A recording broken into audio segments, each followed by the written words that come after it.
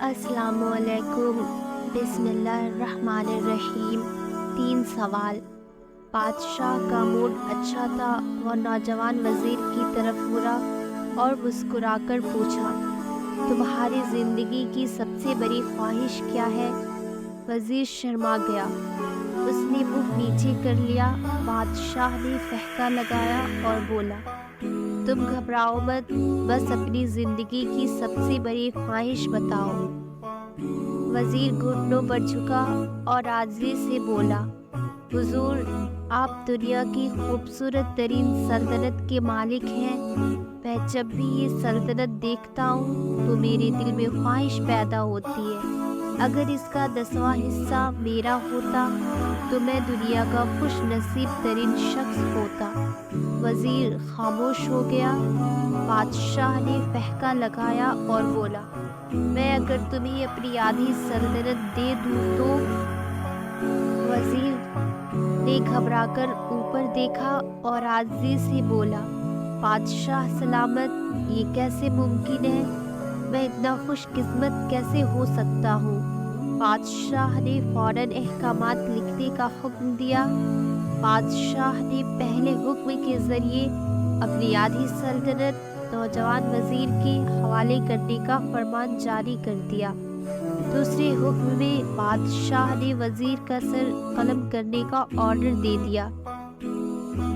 وزیر دونوں احکامات پر حیران رہ گیا۔ بادشاہ نے احکامات پر مہر لگائی اور وزیر کی آنکھوں میں آنکھیں ڈال کر بولا، تمہارے پاس 30 دن ہیں۔ تم نے ان 30 دنوں میں صرف 3 سوالوں کے جواب تلاش کرنا ہے۔ تم کامیاب ہو گئے تو میرا دوسرا حکم منسوخ ہو جائے گا اور تمہیں آدھی سلطنت مل جائے گی، اور اگر تم ناکام ہو گئے تو پہلا حکم خارج سمجھا جائے گا اور دوسرے حکم کے مطابق تمہارا سر اتار دیا جائے گا۔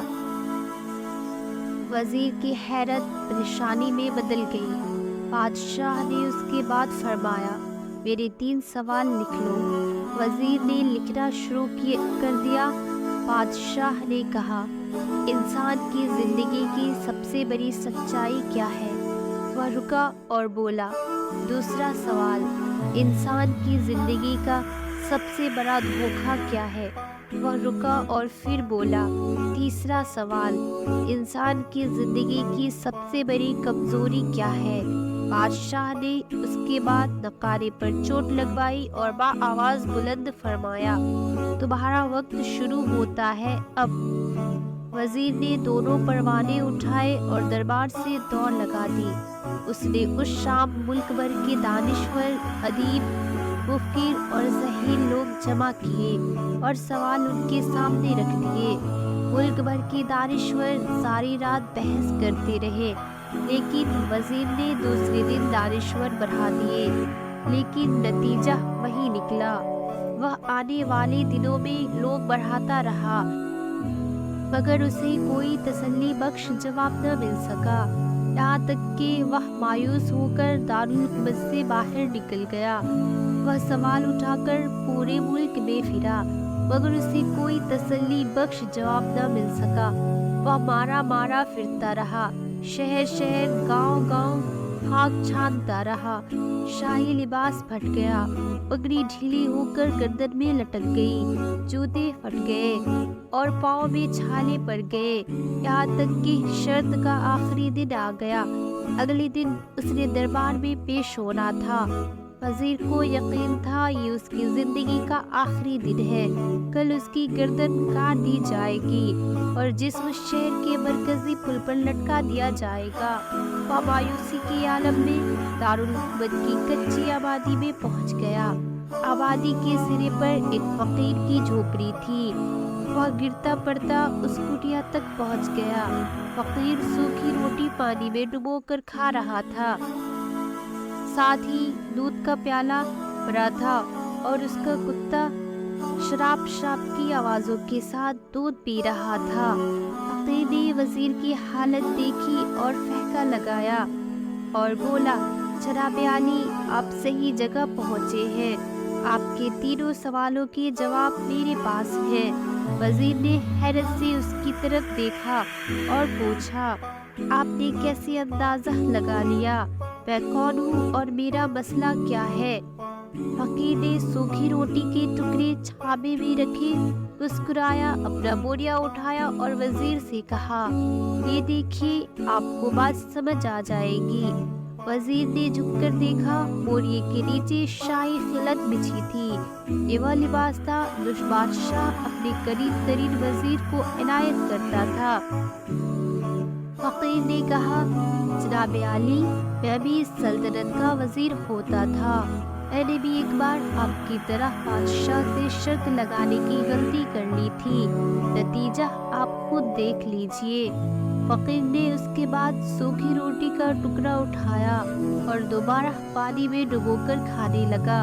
वजीर ने दुखी दिल से पूछा, क्या आप भी जवाब तलाश नहीं कर सके थे? फकीर ने फहका लगाया और जवाब दिया, मेरा केस आपसे मुख्तलिफ था। मैंने जवाब ढूंढ लिए थे। मैंने बादशाह को जवाब बताए। आधी सल्तनत का परवाना फाड़ा, बादशाह को सलाम किया और उस कुटिया में आकर बैठ गया। मैं और मेरा कुत्ता दोनों मुतमईन जिंदगी गुजार रहे हैं। वजीर की हैरत बढ़ गई, लेकिन ये साबिक वजीर की हिमाकत के तज़किये का वक्त नहीं था। जवाब मालूम करने की घड़ी थी। चुनांचा वजीर बनने की बजाय फरियादी बन गया और उसने फकीर से पूछा, क्या आप मुझे सवालों के जवाब दे सकते हैं? फकीर ने हाँ में गर्दन हिलाकर जवाब दिया, मैं पहले 2 सवालों का जवाब मुफ्त दूंगा, लेकिन तीसरे जवाब के लिए तुम्हें कीमत अदा करना होगी। वजीर के पास शर्त मानने के सिवा कोई ऑप्शन नहीं था। उसने फौरन हाँ में गर्दन हिला दी। फकीर बोला, दुनिया की सबसे बड़ी सच्चाई मौत है। इंसान कोई भी हो, कुछ भी हो, वह उस सच्चाई से नहीं बच सकता। वह रुका और बोला, इंसान की जिंदगी का सबसे बड़ा धोखा जिंदगी है। हम में से हर शख्स जिंदगी को दायमी समझकर उसके धोखे में आ जाता है। फकीर के दोनों जवाब नाकाबिल तरतीब थे। वजीर शर्मसार हो गया।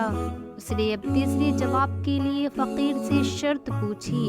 फकीर ने फहका लगाया, कुत्ते के सामने से दूध का प्याला उठाया, वजीर के हाथ में दिया और कहा, मैं आपको तीसरे सवाल का जवाब उस वक्त तक नहीं दूंगा जब तक आप ये दूध नहीं पीते। वजीर के माथे पर पसीना आ गया। उसने नफरत से प्याला जमीन पर रख दिया। वह किसी कीमत पर कुत्ते का जूठा दूध नहीं पीना चाहता था। फकीर ने कंधे उचकाए और कहा, तुम्हारे पास अब 2 रास्ते हैं। तुम इनकार कर दो और शाही जल्लाद कल तुम्हारा सर उतार दे, या फिर तुम ये दूध पी जाओ और तुम्हारी जान भी बच जाए और तुम आधी सल्तनत के मालिक भी बन जाओ। फैसला बहरहाल तुमने करना है। वजीर मखमसे में फंस गया। एक तरफ जिंदगी और आधी सल्तनत थी और दूसरी तरफ कुत्ते का जूठा दूध था। वह सोचता रहा, यहाँ तक कि जान और माल जीत गया और सेल्फ रिस्पेक्ट हार गई। वजीर ने प्याला उठाया और एक ही सांस में दूध पी गया। फकीर ने फहका लगाया और बोला, मेरे बच्चे, इंसान की सबसे बड़ी कमजोरी गर्ज होती है। ये उसे कुत्ते का जूठा दूध तक पीने पर मजबूर कर देती है, और ये वह सच है जिसने मुझे सल्तनत का परवाना फाड़ कर उस कुटिया में बैठने पर मजबूर कर दिया था। पहचान गया था मैं जूझू जिंदगी के धोखे में आऊँगा। मैं मौत की सच्चाई को फरामोश करता जाऊंगा, और मैं मौत को जितना फरामोश करता रहूंगा, मैं उतनी ही गर्ज की दलदल में धंसता जाऊंगा, और मुझे रोज उस दलदल में सांस लेने के लिए गर्ज का गलीज दूध पीना पड़ेगा। लिहाजा मेरा मशवरा है, जिंदगी की इन तीनों हकीकतों को जान लो, तुम्हारी जिंदगी अच्छी गुजरेगी। वजीर खजालत, शर्मिंदगी और खुद तरसी का तोहफा लेकर फकीर की कुटिया से निकला और महल की तरफ चल पड़ा। और जो महल के करीब पहुंच रहा था, اس کے احساس شرمندگی میں اضافہ ہو رہا تھا، اس کے اندر ذلت کا احساس بڑھ رہا تھا۔ وہ اس احساس کے ساتھ محل کے دروازے پر پہنچا۔ اس کے سینے میں خوفناک ٹیس اٹھی، وہ گھوڑے سے گرا، لمبی ہچکی لی اور اس کی روح قفس انصری سے پرواز کر گئی۔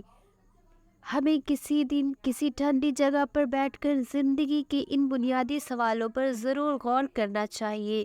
ہمیں یہ سوچنا چاہیے ہم لوگ کہیں زندگی کے دھوکے میں آ کر غرض کے پیچھے تو نہیں بھاگ رہے، ہم لوگ کہیں موت کو فراموش تو نہیں کر بیٹھے۔